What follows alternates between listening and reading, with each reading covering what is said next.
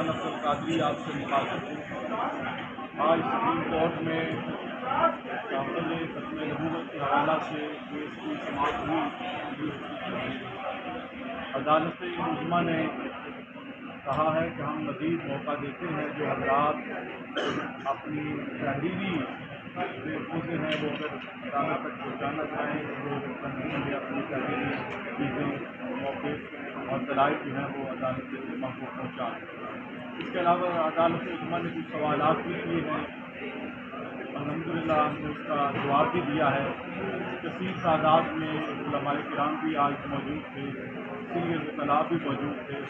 اور کافی طویل گفتگو ہوئی ہے۔ انشاءاللہ العزیز عید کے بعد دوبارہ اس کیس کی سماعت ہوگی۔ ہماری طرف سے میرے والد گرامی حضرت پیر محمد افضل قادری صاحب نے ریویو پٹیشن دائر کی تھی، لیکن چند روز قبل ان کا انتقال ہو گیا، دنیا سے پردہ فرما گئے۔ ان کی جگہ میں بھی حاضر ہوا اور بھی اکابر علماء کرام حاضر ہوئے۔ عدالت عظمیٰ نے مسلم کی تاریخ کے حوالے سے بھی بات کی۔ الحمدللہ ہم نے قرآن پاک کی آیات جو ہیں ان کا ریفرنس ہمیں نوٹ کروایا، دیگر جو ہیں کچھ رائے تھی وہ بھی ہم نے اس کو آگاہ کیا، اور اس عزم سمیر کا ہم نے ارادہ کیا کہ ہم نبی رحمت صلی اللہ علیہ وسلم کی شانوں کے تحفظ کے لیے، بالخصوص عقیدہ ختم نبوت کے تحفظ کے لیے علماء کرام جو ہیں وہ دلائل بھی دیں گے اور اپنا بھرپور کردار ادا کریں گے۔ میں میڈیا سے گزارش کرتا ہوں کہ وہ بھی اس ایمانی مسئلہ میں اپنا پورا تعاون جو ہے وہ ہمارے ساتھ فرمائیں اور تحفظ ختم نبوت کے لیے وہ بھی بھرپور کردار ادا کریں۔ بہت شکریہ، جزاک اللہ احسن الجزاء۔ مولانا الیاس چنوٹی صاحب یہ ہیں، صاحب بسم اللہ الرحمن الرحیم۔ محترم صحافی حضرات، آپ سب کا بہت شکریہ۔ ماہ رمضان ماہ قرآن بھی ہے اور ماہ قرآن بھی ہے، اور نبی اکرم صلی اللہ علیہ وسلم کے ختم نبوت کے تحفظ کے لیے قرآن کی تفسیر کے حوالے سے پہلے ایمان کے لیے بڑی تقویت کا مسئلہ آج سپریم کورٹ کے بینچ میں نظر ثانی اپیل ہوئی۔ عدالت کے فیصلے پر پورے ملک میں تنازع پیدا ہوا، اور ہمیں خوشی ہے کہ چیف جسٹس آف پاکستان نے تمام لوگوں کو انوائٹ کیا اور نظر ثانی کی اس مرحلے میں تمام لوگوں کی بات کو سننے کے لیے انہوں نے گنجائش پیدا کی، اور آج مختلف دینی جماعتوں کی طرف سے اور اسکالرس کی طرف سے اپنے موقف کو تحریری شکل میں بھی دیا ہے اور عدالت کے سامنے بھی موقف پیش کیا۔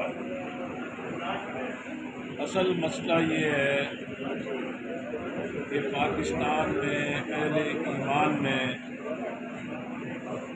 قادیانیوں کے غیر مسلم ہونے کا فیصلہ ہو چکا ہے، مسلم اور غیر مسلم کی تعریف پر بھی اتفاق ہو چکا ہے، اور ملک میں کام اسی وقت چل سکتا ہے کہ آئین کو تسلیم کیا جائے، قانون کو تسلیم کیا جائے،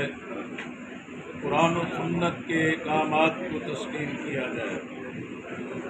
جب ان بنیادوں کو تسلیم نہیں کیا جاتا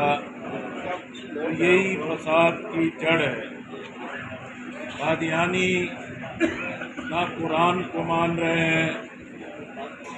نہ حدیث کا فیصلہ تسلیم کر رہے ہیں،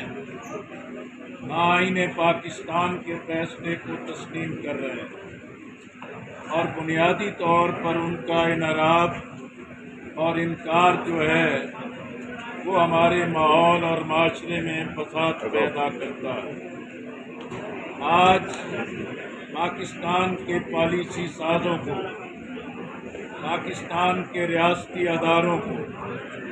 اور پاکستان کے آئینی اداروں کو یہ بات اچھی طرح تسلیم کر لینی چاہیے کہ ہمارے ملک میں سیکولرزم کی بنیاد پر کوئی قانون نہیں چل سکتا، قرآن و سنت کے انحراف کی بنیاد پر کوئی قانون نہیں چل سکتا، آئین پاکستان کی من پسند تشریح کی بنیاد پر معاشرے میں امن نہیں قائم رہ سکتا، اور اگر اس سے انحراف کیا جائے گا تو یہ بذات خود پاکستان میں ایک مشکلات کا باعث ہو۔ اصل بات یہ ہے کہ آئین پر عمل درآمد کرایا جائے، قوانین پر عمل درآمد کروایا جائے، امتناع قادیانیت جو ایکٹ ہے، قانون ہے، اس پر عمل درآمد کروایا جائے۔ جب تک یہ عمل نہیں ہوگا یہ پاکستان میں اسی طریقے سے معاملات الجھتے رہیں گے، اور ہم پاکستان کے اعلیٰ ترین اداروں میں موجود ہر شخصیت کے احترام کے ساتھ یہ کہنا چاہتے ہیں کہ ان کے نظریات، ان کی فکر اپنی جگہ، لیکن پاکستان کے عوام کے لیے آئین سب سے زیادہ محترم ہے، قرآن و سنت کے احکامات سب سے زیادہ محترم ہے، اسلام کی تہذیب اور اس کی اخلاقی قدریں سب سے زیادہ محترم ہے۔ ایک مٹھی بھر اپنی مرضی کا ذہن پاکستان کی غالب اکثریت پر اپنی روش اور اپنی فکر کو مسلط نہیں کر سکتا۔ اس لیے اگر ہم عدالت کے سامنے اپنے مختلف ریویوز کے اپلیکیشنز میں گئے ہیں، لیکن ہم سب کا اتفاق ہے آج جماعت اسلامی کی طرف سے، سراج الحق صاحب کی طرف سے جناب جسٹس شوکت صدیقی صاحب پیش ہوئے،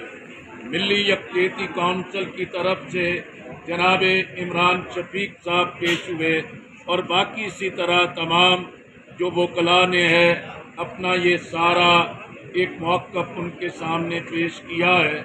ہم ان 2 ہفتوں میں کی جو مہلت دی گئی ہے، ہم اس بات کی کوشش کریں گے کہ تمام جو پٹیشنرز ہیں جنہوں نے نظر ثانی کے لیے اپنی درخواست دی ہے، ہم سب کا مشترکہ اجلاس بھی رکھیں گے اور ایک مشترکہ موقف کے ساتھ 2 ہفتے کے بعد عدالت کے سامنے آئیں گے۔ میں اس موقع پر یہ بھی کہنا چاہتا ہوں، آج عدلیہ کے حوالے سے، ججوں کے حوالے سے، اعلیٰ عدالتوں کے حوالے سے بہت سارے تحفظات موجود ہیں، اور 6 ججوں کی طرف سے جو ایک تحریری خط چیف جسٹس آف پاکستان کو پیش کیا گیا ہے، اس کی بنیاد پر پاکستان کے عوام چاہتے ہیں بلا تاخیر اسے ایڈریس بھی کیا جائے اور اس کے اسباب کو تلاش کر کے عدالت کو ہر طرح کے دباؤ سے آزاد کرانا چاہیے۔ ہمارا موقف ہے عدالت آزاد ہوگی، ججز بغیر کسی دباؤ کے فیصلہ کریں گے تو یہ پاکستان کے 25 کروڑ عوام کے حق میں ہوگا اور ہمارے وجود کے لیے تقویت کا باعث ہوگا۔ ابھی حال ہی میں ذوالفقار علی بھٹو کیس میں عدالت نے فیصلہ کیا ہے کہ وہ فیصلہ قانون اور آئین کے مطابق نہیں تھا، جج دباؤ میں تھے۔ جسٹس فائز عیسیٰ کے خلاف ریفرنس آیا، اس کے بارے میں بھی کورٹ نے اور خود سابق وزیر اعظم عمران خان نے تسلیم کیا کہ ایک دباؤ کے تحت ریفرنس بھیجا گیا تھا۔ جسٹس شوکت صدیقی کے بارے میں جو عدالت نے خود فیصلہ دیا ہے کہ ان کا جو برطرفی تھی وہ آئین، قانون اور عدالت کے فیصلوں سے مختلف تھی، اور اسی طرح اب عدالت کے سامنے دباؤ کے تحت فیصلہ لینا، دباؤ کے تحت ججوں کو اپنی مرضی کے راستے پہ لگانا، یہ انصاف کا بھی خون ہے اور قانون کا بھی خون ہے، اور ہمارا مطالبہ ہے کہ عدالتوں کی آزادی کے لیے، ججوں کو دباؤ سے آزاد کروانے کے لیے چیف جسٹس آف پاکستان اپنا ایک جوہری کردار ادا کریں۔ ہمارا 2 ٹوک اعلان ہے کہ ہم پاکستان میں آزاد عدلیہ کے لیے، آئین اور قانون کی حکمرانی کے لیے जजों को हर तरह के दबाव से आज़ाद रखवाने के लिए रियासत और रियासत के अदारों को इस दबाव से कि उनके दबाव के खात्मे के लिए अगर वक्त और हालात ने ज़रूरत पैदा की तो हम पाकिस्तान के आवाम को मुतहर्रिक करेंगे। इससे पहले भी अदलिया की आज़ादी के लिए, जजों की बहाली के लिए एक बहुत बड़ी तहरीक चली थी और हम समझते हैं कि हालात हमें फिर उस मोड़ पर लेकर आए हैं कि पाकिस्तान के आवाम बेदार रहें। इंशाअल्लाह हम अदालतों की आज़ादी के लिए और जजों की हर तरह के दबाव से आज़ाद रहने के लिए अपना किरदार अदा करेंगे। और हम तवक्को रखते हैं कि जब चीफ जस्टिस ऑफ पाकिस्तान ने अपने फैसले के खिलाफ रिव्यू पिटीशन में सबको इनवाइट किया है तो हम तवक्को रखते हैं कि इस रिव्यू की बुनियाद पर वो फैसला आएगा जिससे ये तनाज़ा ख़त्म हो जाए